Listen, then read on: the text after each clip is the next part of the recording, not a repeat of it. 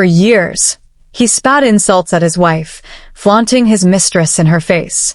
But the day she returned, his pride collapsed, and his begging shocked everyone.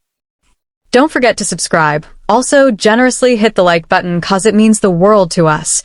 Please sit back, relax, and enjoy as we dive into the story. The sun blazed over Richmond's skyline as ivory ribbons fluttered in the soft breeze. The church bells tolled, echoing the joy of a day meant to last forever. Amira Lewis, 23, stood before the mirror in her lace gown, heart pounding like a drum. Her best friend whispered, "You're glowing, Amira. Victor is one lucky man." Amira smiled faintly. She believed that. Victor Hayes, tall, handsome, the kind of man who made heads turn, had promised her the world. "I'll build you a kingdom," he once whispered while kissing her palm. As she walked down the aisle, Victor's eyes locked on her, his smile disarming. The vows were said, rings exchanged, and the kiss sealed a dream. Family clapped, cameras flashed, and Amira thought, this is the beginning of forever. But forever had cracks she didn't see yet. That night, while Amira hummed softly about their future, Victor's phone buzzed with a text. "Congratulations, darling. Remember, I'm still here. S." Married life should have been bliss, but it was not. 2 months in, Amira served Victor his favorite dish, egusi soup with pounded yam. She waited eagerly for his compliment, but Victor scoffed. "This? Too salty. My mother cooked better, and she wasn't even trying." Amira froze, her smile faltering. "I'll do better tomorrow." He waved her off. "Don't bother. Maybe cooking isn't your strength. You look fine, though, keep to that." The word stung. Days turned into weeks, and his mockery deepened. He laughed at her old dresses, saying, "You still dress like a schoolteacher's daughter." He mocked her family, calling them nobodies. One night, Amira whispered, "Why do you speak to me this way?" Victor shrugged coldly. "Because it's true. Be grateful you're Mrs. Hayes. Without me, you're nothing." She curled into bed, tears soaking her pillow. She didn't know the cracks in forever were widening fast. Victor's secretary mentions a new name at the office, Celine Brooks, and Victor's eyes light up. The gala hall glittered like a diamond cave. Golden chandeliers cast light across gowns and tuxedos. Amira stood beside Victor, proud to be his wife. But Victor wasn't looking at her. He was staring at her, Celine Brooks. Celine was bold, her black skin glowing against a red silk gown that clung to her curves. Her laughter rang like music, her eyes daring. She walked up, kissed Victor on the cheek. "Mr. Hayes, I've heard so much about you." Amira extended her hand politely, but Celine brushed past it. Victor chuckled nervously, caught in Celine's charm. Later, Amira tugged his sleeve. "Why did you let her disrespect me?" Victor smirked. "Relax. She's confident, unlike you. You could learn a thing or two." Amira's heart twisted. At that gala, she wasn't a wife. She was invisible. Later that night, Amira overhears Victor on the phone. "Celine, you are stunning tonight. I can't stop thinking about you." The company dinner was a grand affair. Executives, investors, partners, all gathered. Amira arrived in a simple navy blue gown, clutching her purse nervously. She thought Victor would beam with pride. Instead, he sneered. "Why did you wear that? You look basic." "Victor, it's elegant," she defended softly. "Elegant." He laughed loud enough for others to hear. "Amira, you're not good enough for the circle. Just sit quietly. Don't embarrass me." His words pierced deeper than knives. During introductions, investors asked, "And this is your wife?" Victor shook his head. "She's just here to fill a seat." Laughter erupted around the table. Amira's cheeks burned. She wanted to disappear. Celine strolled in moments later, dazzling bold. Victor leapt to introduce her, proudly escorting her to the front. Amira sat at the back, hands trembling under the table. That night, Celine sent Amira a text. "You'll never be enough for him. Step aside." Amira lay awake that night, staring at the ceiling fan spinning endlessly. Victor snored beside her, the faint scent of Celine's perfume still on his jacket. She whispered into the darkness, "Why am I not enough?" No answer came, only her own tears soaking the pillow. The next morning she tried again. "Victor, can we talk?" He didn't look up from his phone. "About what?" "About us. About how you treat me." He cut her off. "Stop being dramatic. Be grateful you have my name. Women out there would die for this." Her lips trembled, but she swallowed her words. Later, in front of the mirror, she whispered, "You won't break me." And in that vow, something shifted inside her. The quiet wife began plotting her quiet strength. She enrolls secretly in an online course, opening a new email account under her maiden name. Amira sat at the small desk in the guest room, the only space Victor rarely entered. Her laptop glowed against the dim light. She scrolled nervously through an online course catalog: finance, real estate, business strategy. Her heart raced as she clicked enroll. The screen confirmed, "Congratulations, Amira Lewis. You are now a student." She whispered, "One step at a time." Every night, after Victor fell asleep, sometimes reeking of Celine's perfume, Amira buried herself in lectures and assignments. She scribbled notes furiously. One midnight, Marcus Grant, an old college friend, messaged her. "Amira, you're taking this course too?" Surprised, she typed back quickly, "Yes, just trying to grow." Marcus replied warmly, "You always had the mind. Don't let anyone tell you otherwise." She stared at the message, tears welling. For the first time in years, someone believed in her. Victor barges into the room, catching a glimpse of her laptop. "What's this, Amira? Since when do you have secrets from me?" Victor didn't press further that night. He was too busy arguing with Celine over the phone. That gave Amira room to breathe. By now, she had gained confidence. Marcus introduced her to a mentor who taught her about property auctions. With the little savings she had secretly tucked away from wedding gifts, Amira bought her first small, rundown house. On the day of the auction, her hands shook as she signed the papers. The agent smirked. "You sure you can handle this, Mrs. Lewis?" Amira raised her chin. "I'll surprise you." And she did. Within 6 months, she fixed the house, rented it out, and doubled her money. Quietly, she bought another. And another. At home, Victor sneered. "You're so boring. Why don't you look glamorous like Celine?" Amira forced a smile. "If only you knew what I was building while you mocked me." One evening, Celine spotted Amira entering a property office. Curious, she snapped a picture. The living room glittered with Victor's newest gift for Celine, a diamond necklace worth thousands. He flaunted it in front of Amira deliberately. "Look at her," Victor said, scrolling Celine's photos on his phone. "Now that's a real woman. She knows how to shine. Unlike you." Amira's lips trembled. "Victor, why are you comparing me to her? I'm your wife." He smirked. "Wife in name only. Be honest, Amira, you're dull. Celine makes me feel alive. You make me yawn." Her chest tightened. But instead of crying, she straightened her back. "One day, you'll regret those words." Victor laughed. "Regret? The only thing I regret is marrying someone so ordinary." Amira walked out before he could see the fire in her eyes. That same night, Celine sent Amira a message with the photo she'd taken. "Funny seeing you at a real estate office. Careful, darling. You're playing a game you can't win." It was the cruelest night of all. Victor came home late, drunk, Celine clinging to his arm. He shoved the front door open, laughter echoing through the house. Amira stood frozen in the hallway. "Victor," she whispered, "you brought her here? To our home?" Victor smirked. "Why not? She's more of a wife than you'll ever be." Celine leaned close, sneering. "Don't be jealous, Amira. He deserves better." Tears blurred Amira's vision. She turned to Victor. "Do you even respect me at all?" He barked a laugh. "Respect? You're a shadow. A placeholder. Celine is my future." Amira's knees shook, but she held her ground. "Then you've already lost me." She walked away, Celine's mocking laughter following her. Upstairs, she silently packed a suitcase. Each fold of clothing was like a piece of her broken heart.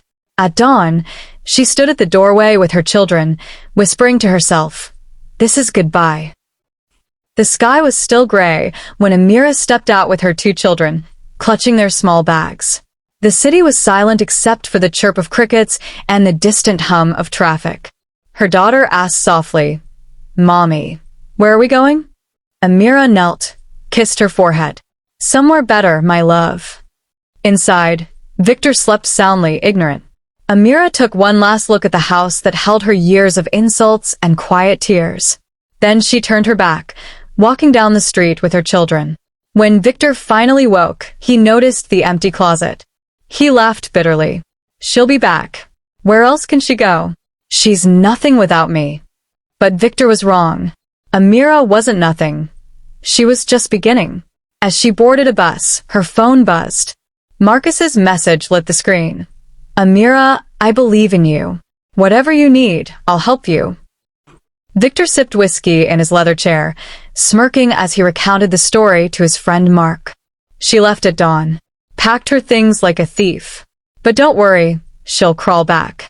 Women like Amira always do. Mark hesitated. "Are you sure?" She looked determined. Victor waved him off. "Determined? Please. She has no money, no power. She can't survive without me. Give it a week, she'll be begging at my door." Meanwhile, at a cafe across town, Amira sat with Marcus. She stirred her tea quietly. "He thinks I'll crawl back." Marcus leaned forward. "Then prove him wrong. Build so strong, he won't even recognize you when you return." Amira's lips curved into the faintest smile. "I will." Victor receives a call from Celine that night. "Victor, I need a new car. Tomorrow. Or we're done." Amira moved into a modest 2-bedroom apartment. It wasn't much, but it was freedom. She enrolled her children in a nearby school and sat at the small kitchen table, working late into the night. Marcus often checked in. One evening he said, "Amira, I found a small property for sale downtown. It's risky, but I think you can handle it." She frowned. "I only have little savings left." "You'll manage," he encouraged. "You're sharper than you think." With trembling hands, Amira signed the papers. The building was run down, but she saw potential. She spent months fixing it, repainting walls, renting out rooms. When tenants moved in, her confidence soared. Her children hugged her. "Mommy, you did it." She smiled softly. "Yes, we did." A letter arrives in the mail, a tenant referring a friend. She said, "You're the woman building an empire quietly." Years passed in determined silence. Amira acquired more properties. Duplexes, small storefronts, apartments. She reinvested every profit, living modestly, while her portfolio expanded. Each success was a quiet victory against every insult Victor once hurled. At a business seminar, Amira sat quietly until the speaker announced, "The woman behind one of the fastest-growing property firms in Virginia is with us, Mrs. Lewis." Gasps filled the room. Amira stood, her dark skin glowing under the spotlight, dressed in a sleek black suit. The applause thundered. Marcus whispered later, "See? You're no longer invisible." Meanwhile, Victor's fortune shrank. His deals soured, debts piled. But he still flaunted Celine like a trophy. At night, Amira whispered to herself, "One day, he'll see who I became." Victor's bank manager warns, "Mr. Hayes, your accounts are running dry. If this continues, you'll lose everything." Celine tossed her designer heels across Victor's living room. "You promised me Paris. Do you think I'm here to suffer? Buy me another villa, Victor."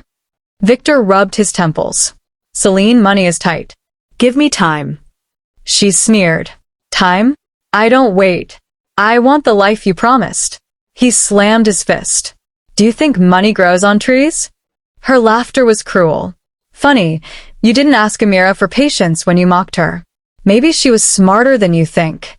Victor's face flushed with rage, but her words stung. Across town, Amira signed a contract for a luxury hotel renovation. Investors shook her hand. Congratulations, Mrs. Lewis. You're now majority owner. Her empire rose while Victor's crumbled. Celine secretly meets another wealthy man. Victor's sinking ship won't take me down with it. The cracks in Victor's empire widened. His office, once buzzing, was nearly empty. Former allies avoided his calls. Creditors demanded payments. His pride still wouldn't let him admit he was broke. One evening, he stormed into Celine's penthouse. "Where were you last night?" Celine smirked. "Out. "With someone who still knows how to treat a woman." Victor's fist shook. "You ungrateful." She cut him off. "Look at you. You've lost your shine. You're not the man I wanted. You're broke, Victor. And boring." She walked out, slamming the door. Alone, Victor stared at his reflection in the dark window.